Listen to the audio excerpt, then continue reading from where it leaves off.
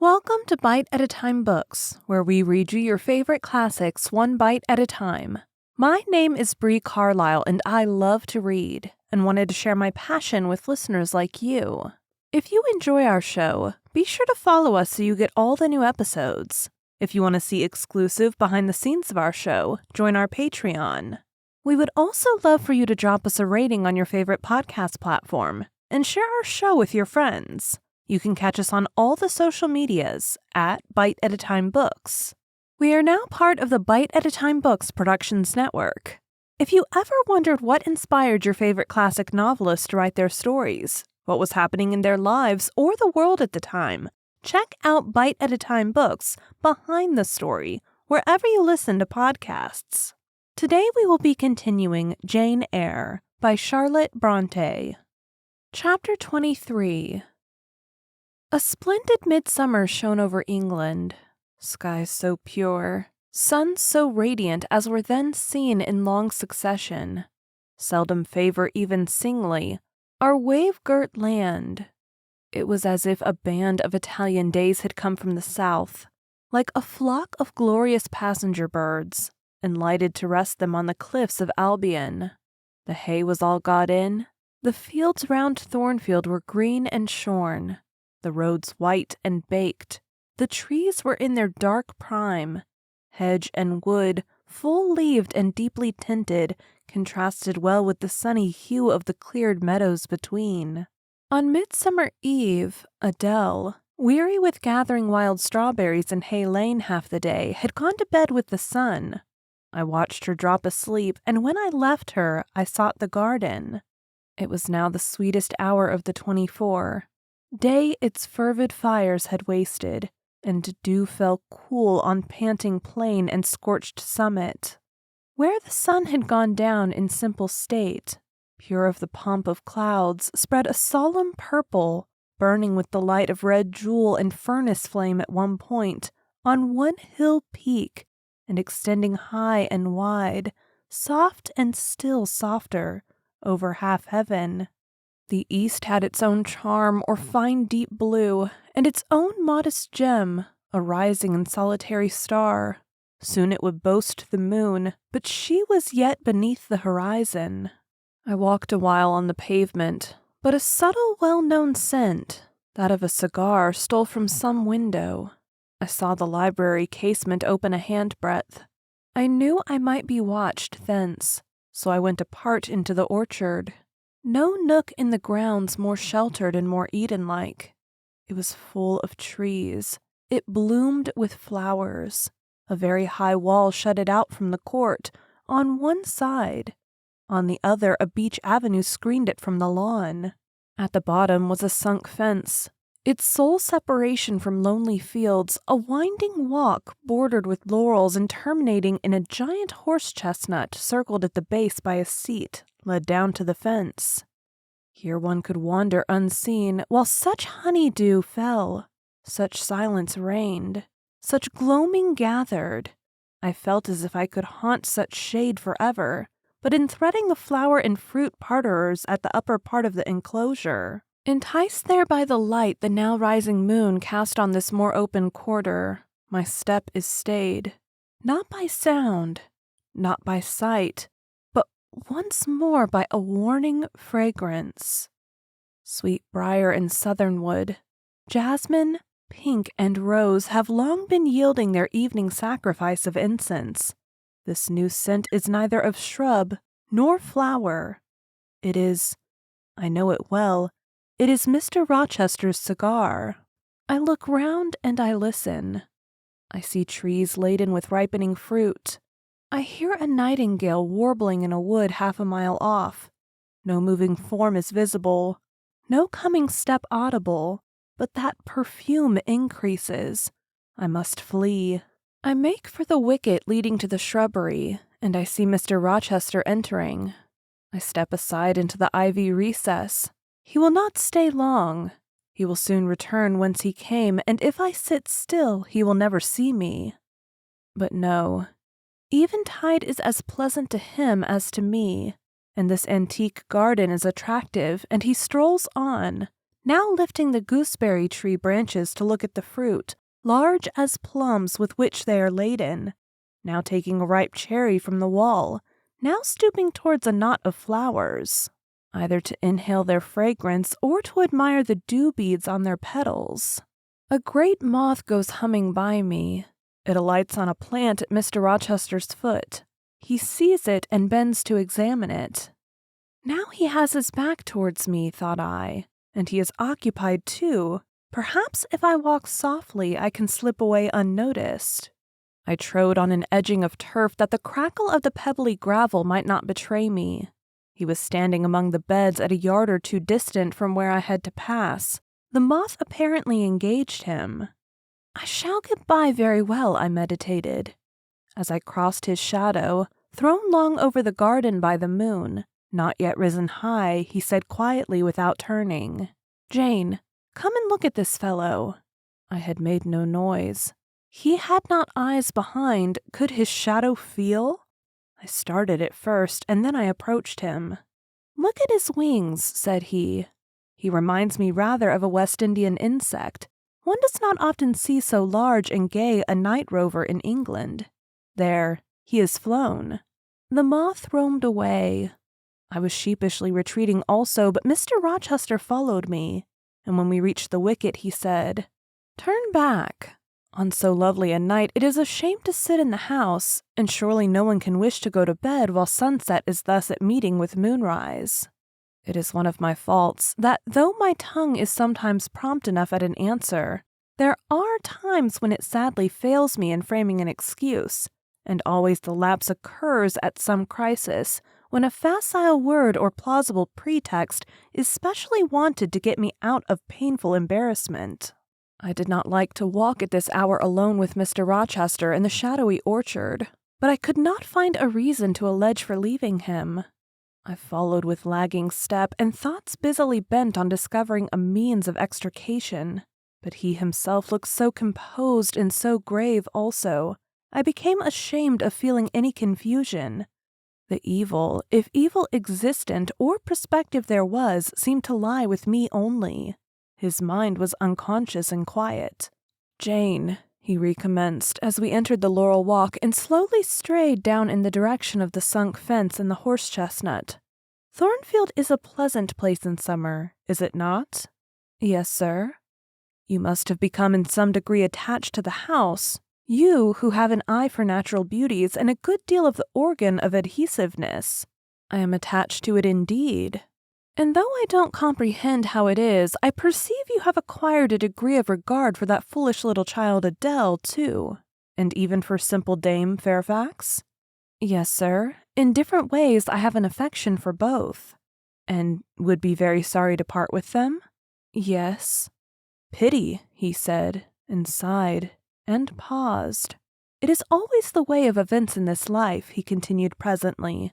"No sooner have you got settled in a pleasant resting place than a voice calls out to you to rise and move on, for the hour of repose is expired." "Must I move on, sir?" I asked. "Must I leave Thornfield?" "I believe you must, Jane. I am sorry, Janet, but I believe indeed you must." This was a blow, but I did not let it prostrate me. "Well, sir, I shall be ready when the order to march comes." "It is come now. I must give it tonight." "Then you are going to be married, sir?" "Exactly. Precisely. With your usual acuteness, you have hit the nail straight on the head." "Soon, sir?" "Very soon, that is Miss Eyre. And you'll remember, Jane, the first time rumor plainly intimated to you that it was my intention to put my old bachelor's neck into the sacred noose, to enter into the holy estate of matrimony, to take Miss Ingram to my bosom. In short, she's an extensive armful. But that's not to the point. One can't have too much of such a very excellent thing as my beautiful Blanche. Well, as I was saying, listen to me, Jane. You're not turning your head to look after more moths, are you? That was only a lady clock child, flying away home. I wish to remind you that it was you who first said to me, with that discretion I respect in you, with that foresight, prudence, and humility which befit your responsible and dependent position, that in case I married Miss Ingram, both you and little Adele had better trot forthwith. I pass over the sort of slur conveyed in this suggestion on the character of my beloved. Indeed, when you are far away, Janet, I'll try to forget it. I shall notice only its wisdom, which is such that I have made in my law of action. Adele must go to school, and you, Miss Eyre, must get a new situation. Yes, sir, I will advertise immediately. And meantime, I suppose I suppose I may stay here till I find another shelter to betake myself to, but I stopped, feeling it would not do to risk a long sentence, for my voice was not quite under command. In about a month I hope to be a bridegroom, continued Mr. Rochester, and in the interim I shall myself look out for employment and an asylum for you. Thank you, sir. I am sorry to give— Oh, no need to apologize. I consider that when a dependent does her duty as well as you have done yours, she has a sort of claim upon her employer for any little assistance he can conveniently render her. Indeed, I have already, through my future mother-in-law, heard of a place that I think will suit. It is to undertake the education of the 5 daughters of Mrs. Dionysius O'Gall of Bitternut Lodge, Connaught, Ireland. You'll like Ireland, I think. There's such warm-hearted people there, they say. It is a long way off, sir. No matter. A girl of your sense will not object to the voyage or the distance. Not the voyage, but the distance, and then the sea is a barrier. From what, Jane? From England, and from Thornfield, and— Well? From you, sir. I said this almost involuntarily, and with as little sanction of free will, my tears gushed out. I did not cry so as to be heard, however. I avoided sobbing. The thought of Mrs. O'Gall and the Bitternut Lodge struck cold to my heart, and colder the thought of all the brine and foam, destined as it seemed to rush between me and the master at whose side I now walked, and coldest the remembrance of the wider ocean. Wealth, caste, custom intervened between me and what I naturally and inevitably loved. It is a long way, I again said. It is, to be sure, and when you get to Bitternut Lodge, Connaught, Ireland, I shall never see you again, Jane. That's morally certain. I never go over to Ireland, not having myself much of a fancy for the country. We have been good friends, Jane, have we not? Yes, sir. And when friends are on the eve of separation, they like to spend the little time that remains to them close to each other. Come, we'll talk over the voyage and the parting quietly half an hour or so, while the stars enter into their shining life up in heaven yonder. Here is the chestnut tree. Here is the bench at its old roots. Come, we will sit there in peace tonight, though we should never more be destined to sit there together. He seated me and himself. It is a long way to Ireland, Janet, and I am sorry to send my little friend on such weary travels. But if I can't do better, how is it to be helped? Are you anything akin to me, do you think, Jane? I could risk no sort of answer by this time. My heart was still. Because, he said, I sometimes have a queer feeling with regard to you, especially when you are near me as now.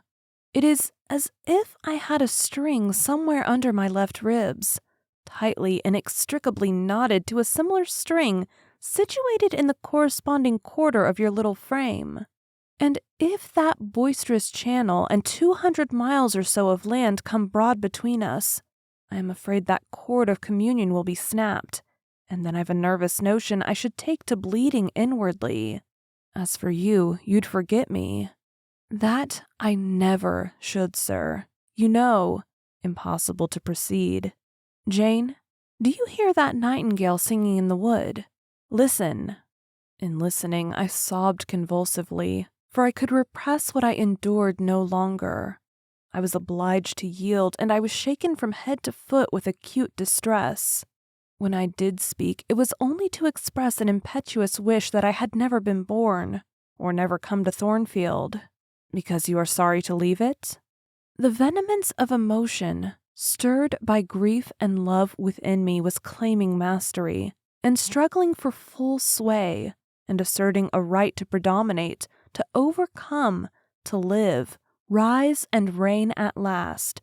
Yes, and to speak. I grieve to leave Thornfield. I love Thornfield. I love it because I have lived in it a full and delightful life, momentarily at least. I have not been trampled on. I have not been petrified.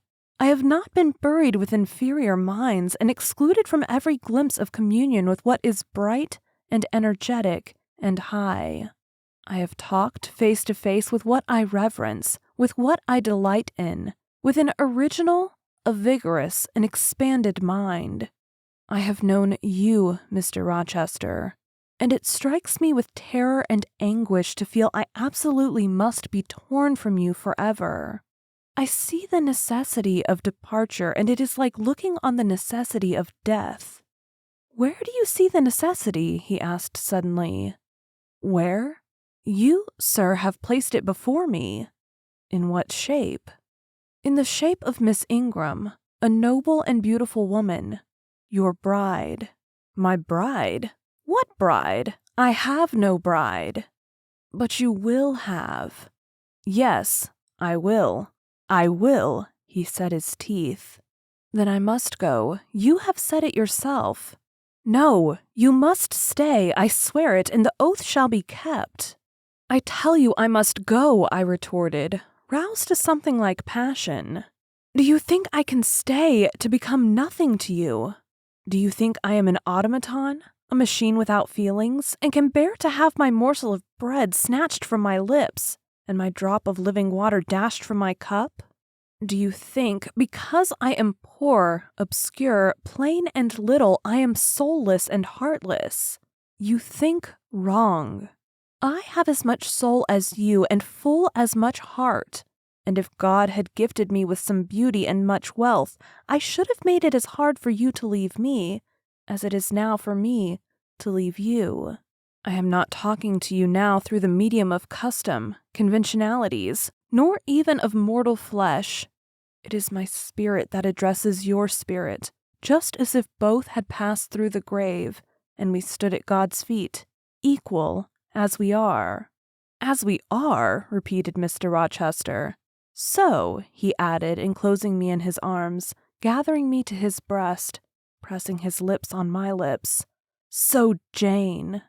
Yes, so, sir, I rejoined, and yet not so, for you are a married man, or as good as a married man, and wed to one inferior to you, to one with whom you have no sympathy, whom I do not believe you truly love. For I have seen and heard you sneer at her. I would scorn such a union. Therefore I am better than you. Let me go. Where, Jane? To Ireland? Yes, to Ireland. I have spoken my mind and can go anywhere now. Jane, be still. Don't struggle so like a wild, frantic bird that is rending its own plumage in its desperation. I am no bird, and no net ensnares me. I am a free human being with an independent will which I now exert to leave you. Another effort set me at liberty, and I stood erect before him. And your will shall decide your destiny, he said. I offer you my hand, my heart, and a share of all my possessions. You play a farce which I merely laugh at. I ask you to pass through life at my side, to be my second self and best earthly companion. For that fate you have already made your choice and must abide by it. Jane, be still a few moments. You are overexcited. I will be still too. A waft of wind came sweeping down the laurel walk and trembled through the boughs of the chestnut. It wandered away, away to an indefinite distance. It died. The nightingale's song was then the only voice of the hour.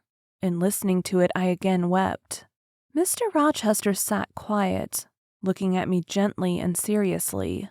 Some time passed before he spoke. He at last said, "Come to my side, Jane, and let us explain and understand one another." I will never again come to your side. I am torn away now and cannot return. But Jane, I summon you as my wife. It is you only I intend to marry. I was silent. I thought he mocked me. Come, Jane, come hither. Your bride stands between us. He rose and with a stride reached me. My bride is here, he said, again drawing me to him, because my equal is here, and my likeness. Jane, will you marry me? Still I did not answer, and still I writhed myself from his grasp, for I was still incredulous. Do you doubt me, Jane? Entirely. You have no faith in me? Not a whit. Am I a liar in your eyes? He asked passionately. Little skeptic, you shall be convinced. What love have I for Miss Ingram? None, and that you know. What love has she for me? None, as I have taken pains to prove. I caused a rumor to reach her that my fortune was not a third of what was supposed, and after that I presented myself to see the result. It was coldness both from her and her mother. I could not marry Miss Ingram. You strange, you almost unearthly thing I love as my own flesh. You, poor and obscure and small and plain as you are, I entreat to accept me as a husband. What? Me? I ejaculated, beginning in his earnestness, and especially in his incivility to credit his sincerity. Me who have not a friend in the world but you. If you are my friend, not a shilling but what you have given me. You, Jane, I must have you for my own, entirely my own. Will you be mine? Say yes quickly. Mr. Rochester, let me look at your face. Turn to the moonlight. Why? Because I want to read your countenance. Turn. There, you will find it scarcely more legible than a crumpled, scratched page. Read on, only make haste, for I suffer. His face was very much agitated and very much flushed, and there were strong workings in the features and strange gleams in the eyes. Oh, Jane, you torture me, he exclaimed. With that searching and yet faithful and generous look, you torture me. How can I do that? If you are true and your offer real, my only feelings to you must be gratitude and devotion. They cannot torture. Gratitude, he ejaculated and added wildly. Jane, accept me quickly. Say Edward. Give me my name. Edward, I will marry you. Are you in earnest? Do you truly love me? Do you sincerely wish me to be your wife? I do. And if an oath is necessary to satisfy you, I swear it. Then, sir, I will marry you. Edward, my little wife. Dear Edward, come to me entirely now, said he, and added in his deepest tone, speaking in my ear as his cheek was laid on mine, make my happiness. I will make yours. God pardon me, he subjoined ere long, and man meddle not with me. I have her, and will hold her. There is no one to meddle, sir. I have no kindred to interfere. No, that is the best of it, he said. And if I had loved him less, I should have thought his accent and look of exultation savage. But, sitting by him, roused from the nightmare of parting, called to the paradise of union, I thought only of the bliss given me to drink in so abundant a flow. Again and again he said, Are you happy, Jane? And again I answered, Yes. After which he murmured, It will atone. It will atone.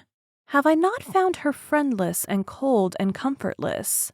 Will I not guard and cherish and solace her? Is there not love in my heart and constancy in my resolves? It will expiate at God's tribunal. I know my Maker sanctions what I do. For the world's judgment I wash my hands thereof.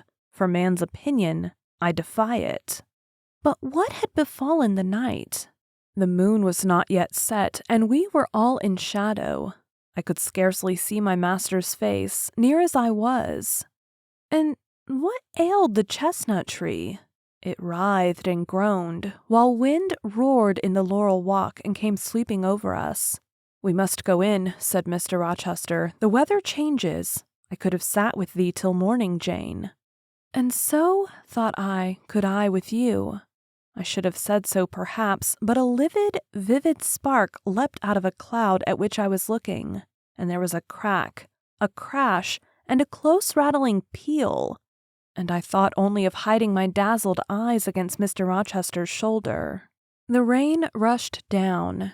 He hurried me up the walk, through the grounds and into the house, but we were quite wet before we could pass the threshold.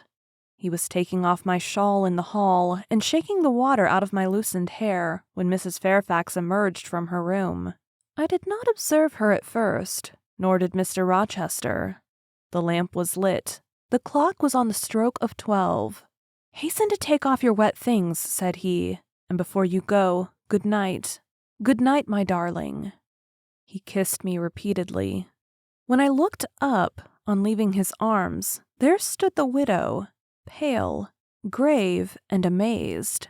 I only smiled at her and ran upstairs. Explanation will do for another time, thought I.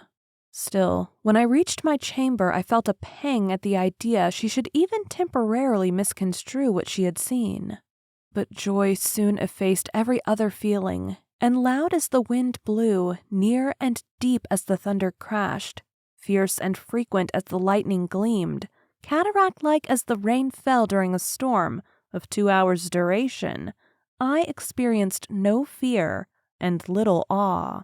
Mr. Rochester came thrice to my door in the course of it, to ask if I was safe and tranquil, and that was comfort. That was strength for anything. Before I left my bed in the morning, little Adele came running in to tell me that the great horse chestnut at the bottom of the orchard had been struck by lightning in the night, and half of it split away. Thank you for joining Bite at a Time Books today, while we read a bite of one of your favorite classics. If you enjoy our show, be sure to follow us so you get all the new episodes. If you want to see exclusive behind the scenes of our show, join our Patreon. We would also love for you to drop us a rating on your favorite podcast platform and share our show with your friends. You can catch us on all the social medias at Bite at a Time Books. Also, be sure to check us on our website, www.biteatatimebooks.com. We are now part of the Bite at a Time Books Productions Network. If you ever wondered what inspired your favorite classic novelists to write their stories, what was happening in their lives or the world at the time, check out Bite at a Time Books Behind the Story, Tuesdays wherever you listen to podcasts. Again, my name is Bree Carlile, and I hope you come back tomorrow while we take the next bite of Jane Eyre.